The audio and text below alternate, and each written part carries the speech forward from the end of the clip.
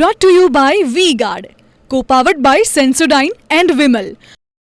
બોલો ઝુબા કેસરી. કે ગરમી ક્યારે જશે, હવે પછીનો જે અહેવાલ છે તે આપને બતાવીશું અને તે છે ચોમાસું આવ્યું જ સમજો.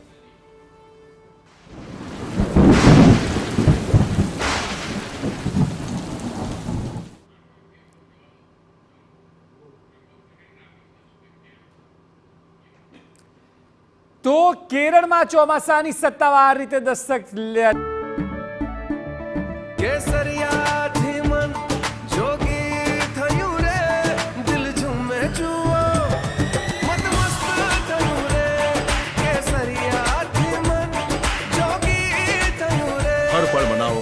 કેસરી તહેવાર વિમલ.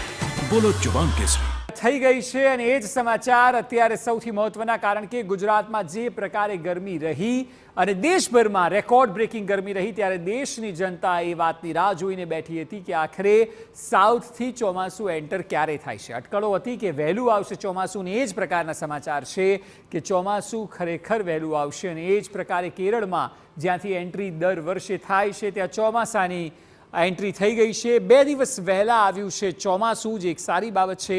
પહેલાં એવું હતું કે 31 મેની આગાહી હતી. રેમલને કારણે ચોમાસું વહેલું આવ્યું હોવાના અહેવાલ પ્રાપ્ત થઈ રહ્યા છે. ગુજરાતની વાત કરીએ તો ગુજરાતમાં 10 જૂનની આસપાસ ચોમાસું બેસી જશે. એટલે આપ જોઈ શકો છો કે દર વર્ષે સરખામણીએ ખૂબ જ વહેલું ચોમાસું આવશે. જૂનના અંત સુધીમાં ચોમાસું દિલ્હીમાં આવી શકે છે. એટલે તબક્કાવાર દરેક જગ્યાએ 15 થી 20 દિવસ વહેલા ચોમાસું આવી રહ્યું છે. આ વર્ષે પણ 100%ની ઉપર વરસાદની આગાહી છે. 106% જેટલો વરસાદ થશે તેવી સંભાવનાઓ છે.